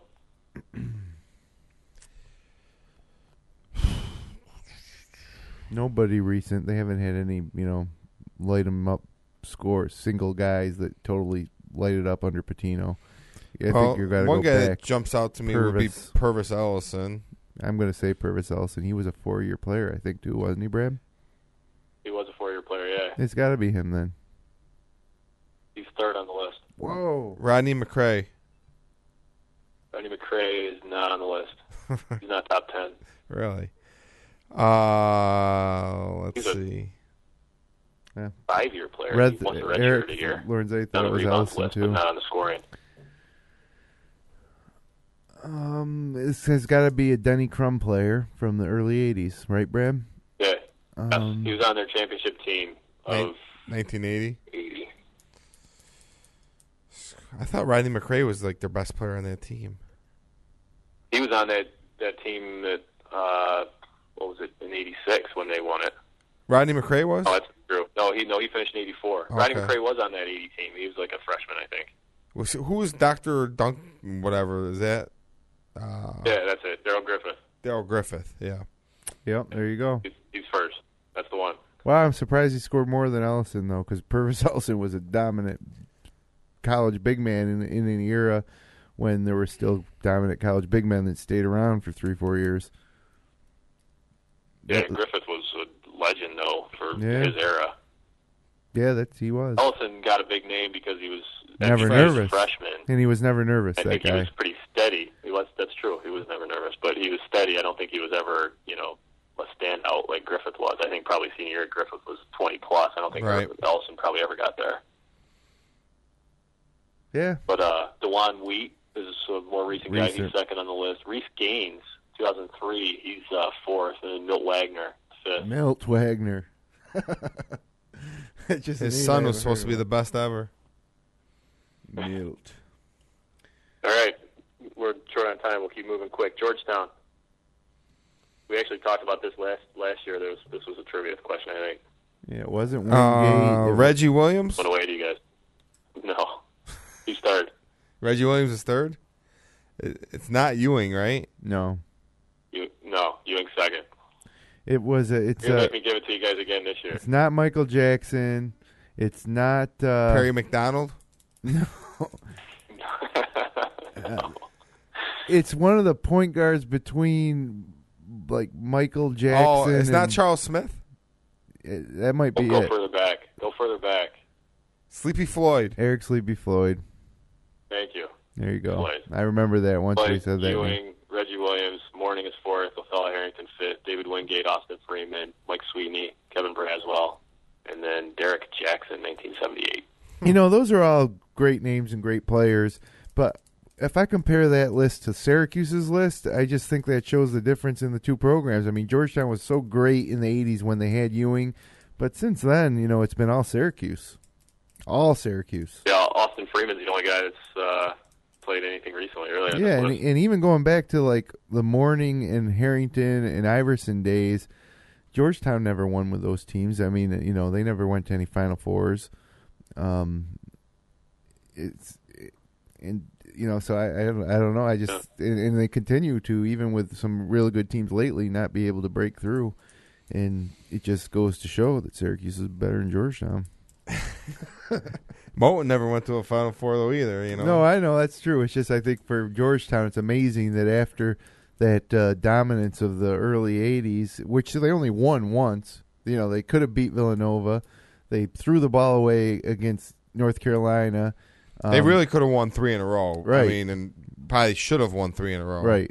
I agree with you. That team was, when Houston was the team. I actually liked Georgetown a lot back then when Michael Graham was a freshman. It was when they were just sick and they would just. They were so good. I hated those guys because I loved Pearl and Raphael Addison and company. Wanted you to hate them. That was their whole deal. They wanted to be despised. That's why I loved them. Well, they had their own sneakers before Nike was really, like Air Jordans and sneakers became really big. Georgetown had their own colored Nike sneakers that everybody wore. You remember that, guys? Yeah, oh yeah. You remember that guy that wore the sneakers that were up that would look like boxing shoes? They were all the way up half his shoes. It was that was Broad. It was Ralph Dalton. That's right, Ralph Dalton. Good one. Yes. Good one.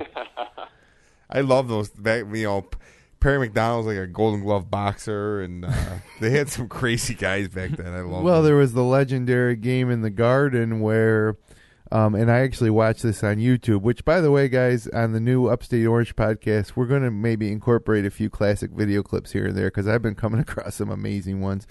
But I watched that fight in the Big East tournament where Michael Graham took a punch at Hawkins. Yeah, he didn't get kicked out. Yeah, he didn't get kicked out. And Boeheim at the end of that game, threw the chair in the press conference and said the best team didn't win.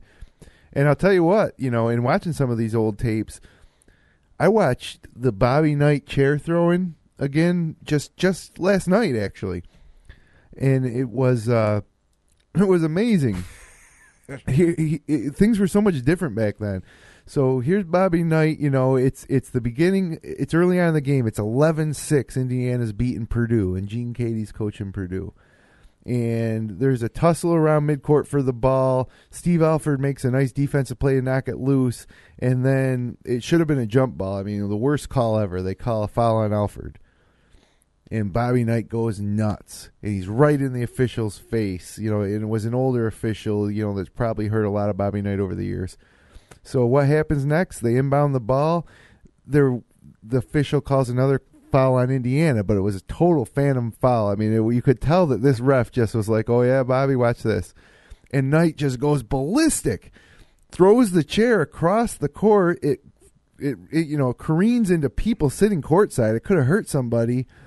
Now, and then they assess 2 technical fouls to Bobby Knight. Now, the important thing, and they called the athletic director from the stands to come onto the court to help deal with the situation. Now, the thing about it that you got to understand is at this point, Bobby Knight had not been ejected from the game, which is amazing, because if that happened today, he would have been ejected after the second technical for sure. But, the throwing of the chair, he would have been suspended for, maybe the season. Yeah. He may have been fired on the spot. But back then it was, and then, then they gave him a third technical, which isn't even possible nowadays because the rule now is after 2 you're thrown out.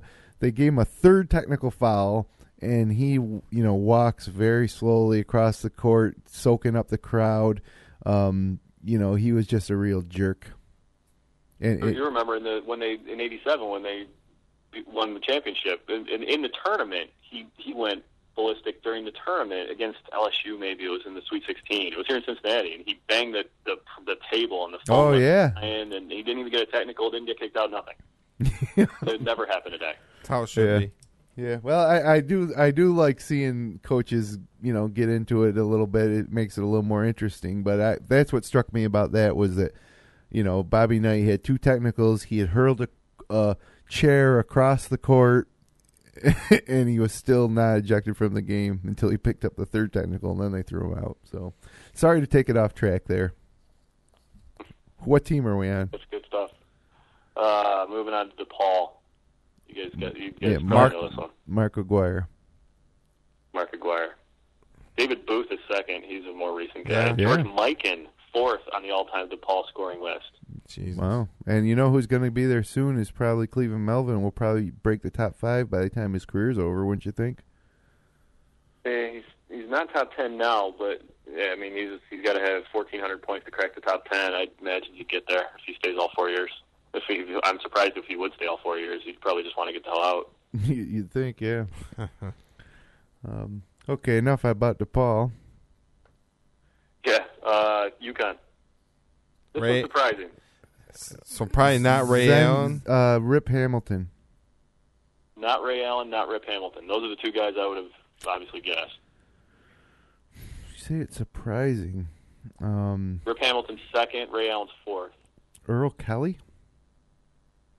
No. He's even in the top 10? I know who it is.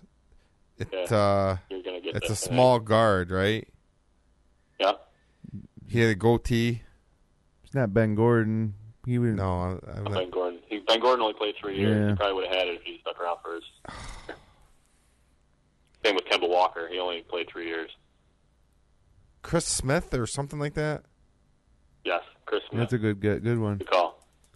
Yeah, that was good. He's the one that hit that shot against Clemson from the corner in the NCAA tournament in like whatever year it was. Am I correct? No, that was Tate George. Oh, you're right. That was Tate George, which would have been another George nice Tate. No, Tate George. Tate George. Okay. Tate George. Khalid El Amin is 10th on the list, and he played only 2 years. Wow, it's incredible. And he was not. He was 220 pounds, physically fit. Yeah. That's surprising with the history of UConn basketball. But Chris Smith, though, they weren't that good when he was playing, right?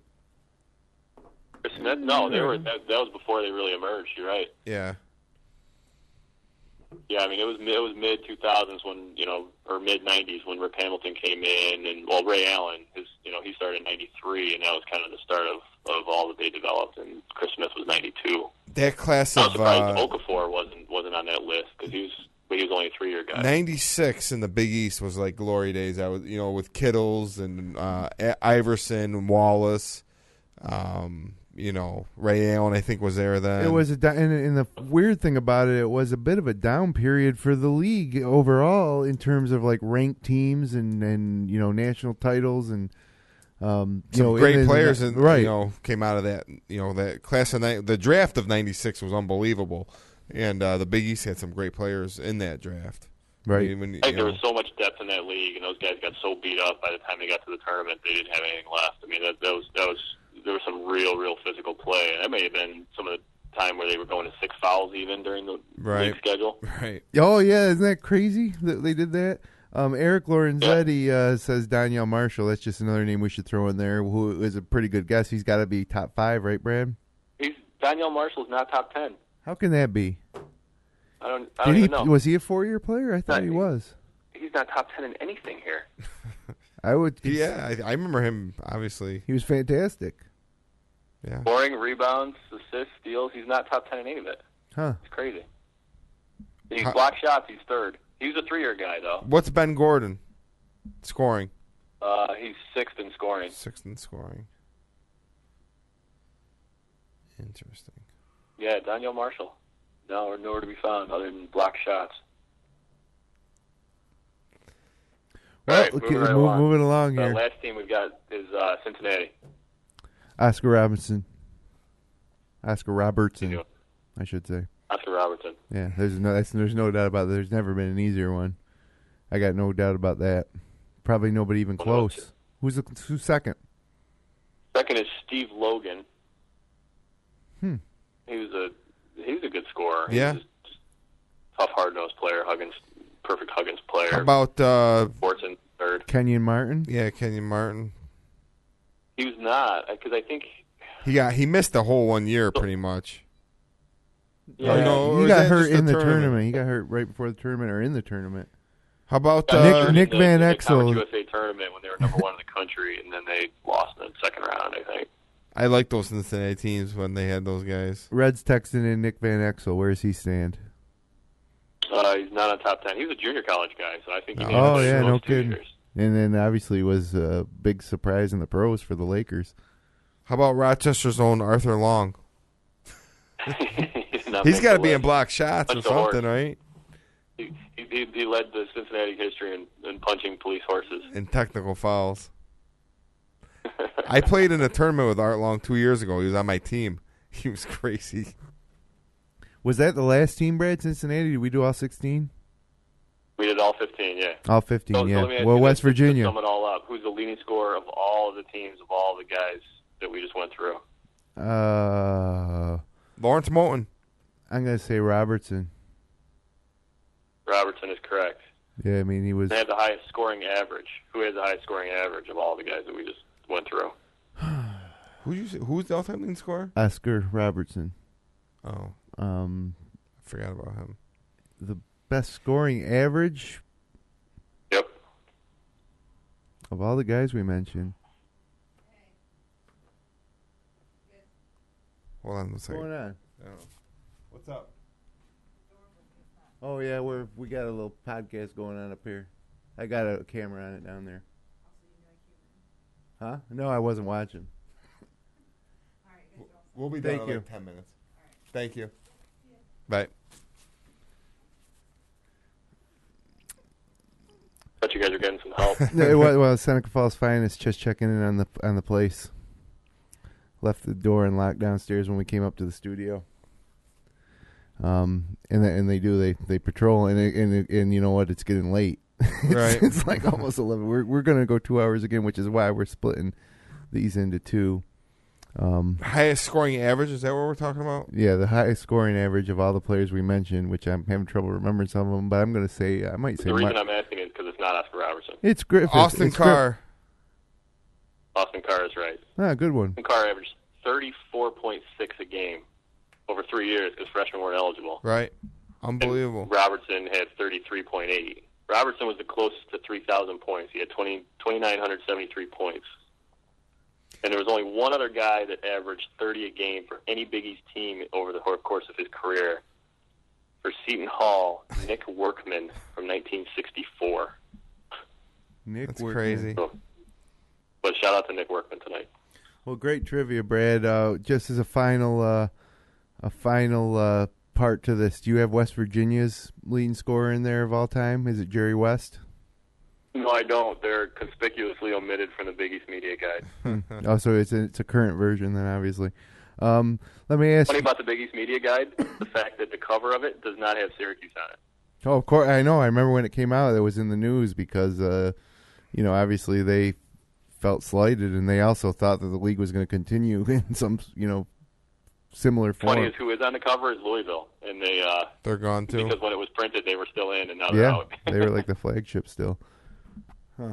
Definitely interesting Louisville, stuff. Now, Marquette, Cincinnati, and Georgetown. You know what else is the only one that's going to be left is Cincinnati. You know what else is weird about those lists of scores that we just came up with? How many of them are in the Basketball Hall of Fame? Griffith and Aguirre. Maybe not Aguirre though. But in Robertson. Oscar Robertson. I don't think Austin Carr is. Mullen is. Oh yeah, Mullen. Chris Smith certainly isn't. Is not. No. So yeah, probably 3 at most. Yeah, which is it's odd. The greatest scores from some of the greatest programs, didn't really have great pro careers. But I guess that's the unfortunate thing is the Basketball Hall of Fame tends to prioritize the NBA performance over college, but right. It probably should, I guess. Well, great trivia, as usual, Brad. Taking us deep into a Thursday night. Again, this is the final episode of the Upstate Hoops Podcast that will go 2 hours because we're splitting them into two next week. So next week you're going to want to look for the Upstate Orange Podcast, which will follow the Upstate Hoops Podcast on Thursday nights back-to-back. So you can still tune in live Thursday night and catch both shows and get your local high school coverage and, of course, your Syracuse and college basketball coverage. Real quick, before we get out of here, Duke wins 2 games easy over Wake and Clemson this year, number 1 team in the country, but they lose Tom Kelly indefinitely. And, the ACC's kind of weak. I can still see them winning without Kelly, but if Kelly, doesn't return at full force come tournament time, can you see Duke winning the national championship without Kelly? Well, they lost to Lehigh last year when he was hurt in the tournament, so obviously he plays a big part because same foot he hurt last year, missed the NCAA tournament, so that's a huge loss for them this year. He's a senior, he's a leader, he's he's a true stretch four, and they're going to miss him. So, there was a lot of games this week and that I was going to run through if we had the time, but I really don't think that we do. I think we should probably move right ahead to our power rankings. And you know what? Mine stayed the same. Kansas, Michigan, Arizona, Syracuse, Duke. And you know what? I hate having Duke there. I don't know when they're going to lose. And we talked about it earlier with Syracuse. There is a lot of cause for concern in different areas, but the package as a whole, I just think they got the most talent. And I think they got the best defense. And as long as they can improve on their shooting a little bit, I think they belong there. I haven't moved Louisville back into my top 5 yet, or I probably should. You know what? Check that. I'm dropping Kansas out at 5 because they were a little lackluster in 2 wins this week, barely beating Iowa State, and Temple gave them a tough game in Fog Allen Fieldhouse. I'm going to drop Kansas out and put Louisville 5, Michigan 4. Arizona also hasn't impressed. They're losing tonight. Yeah, I didn't spend too much time researching my top 5 this week, but at the top you got Syracuse 2, Duke 1. How about you, Verk? I'm going to go with Louisville 5, Minnesota 4. Minnesota's got great wins this year. They've beat Ohio State. They beat Illinois. They might be the best team in a very tough Big Ten conference. They made a great NIT run last year. Last year they played in 6 overtime games and only won 2 of those. And I think this week their 2 wins were at Ohio State maybe and Illinois, or at Illinois and then home against Ohio State, one or the other. And so their season they've been tested. You don't hear a lot about Minnesota, but I think these players have been tested, and I think they're legitimate. I think they're a legitimate top 10 team right now. Yeah, I got Michigan 3. They're playing great. Really scoring the ball, and probably the most talented team Coach Beeline's ever had. I got Syracuse 2. Slow starts. Well, they're winning, but it's not been pretty, and Duke has pretty much been dominant all year. I got them number 1. I dropped Kansas. They really should have lost at home to Iowa State, and they looked a little vulnerable in that game. But, Kansas is right there, probably just outside my top 5 rankings. How about you, Bram? Number 5, I have Syracuse. I was only mildly impressed with their 2 wins this week. But I kept them in the top 5. Number 4, Minnesota. I agree with Burke. I mean, they're not only beating good teams, but they're actually beating teams handily. They haven't played a game that was under double-digit victory in like a month since November. They've won all of their games by double figures. I mean, they're killing teams. And went to Illinois and won by double figures. Beat Michigan State by 13. I mean, they're beating teams and beating them handily. So that's a good team right there. And they're 4. I dropped Duke down to 3. I think having Ryan Kelly out makes them an entirely different team, and I fully expect them to lose to NC State on Saturday. That will be, if you want to call it an upset special, I will call it that. So I think Duke is 3rd based on the basis of that. 2, I dropped Kansas down. Same thing Burke said. The less than impressive against Iowa State. Probably should have lost that game. But they got it done. So they're 2. I pushed Michigan up to number 1. I didn't like doing it. I never liked Beeline since he left Richmond, and I wasn't pleased about how he did that. So I'm biased against Michigan for that reason. But they're just good. Their backcourt's probably, if not the best in the country, then one of the top 2 or 3 in college basketball. That's how you win. So they're my number 1. All right, fair enough. Let's take a quick look at the week ahead. In Section 5 basketball, tomorrow night we got some big games. In the West, we got Red Jacket at Naples. And then in the East, we got Newark at Minders. We're going to be, Finger Lakes One Sports will be there live webcasting at 7:30 from Arthur L. Baker in Seneca Falls. Dave Barnick and Kevin Korzneski will have the call. And then in a game we're not webcasting, but is probably the game of the year so far in the Finger Lakes East, it's Wayne at Geneva. The winner of that game obviously has an upper hand on an inside track to the league title in the toughest, I think, of the 3 leagues that we cover. Tuesday night, Dundee at Bloomfield. Wednesday night, Clyde, Savannah at Williamson. Clyde beating Lions tonight. Huge win in the Wayne County League. Let's see if they can bounce back against Williamson, or not have a letdown game, I should say, against Williamson. Thursday, another big West game. Dundee at Honeoye. Ben Cratsley back in action. And then for the Cuse, it's Villanova on Saturday, and then that's it. Then they don't play for a week until they travel to Louisville on the following Saturday. So, with that being said, fellas, Brad, thanks for hanging in late tonight. Thanks for some great trivia, and look forward to having you next week on the inaugural episode of the Upstate Orange Podcast, unless you guys can think of a better name than that between now and then. We'll brainstorm and see what we can work with. All right, so thanks again for joining us again on the Upstate Hoops Podcast. For Brad Connor, our producer Jeremy Hunt, and my partner Matt Verkey, I'm Jim Sinacropi. We'll see you back here next week. Good night.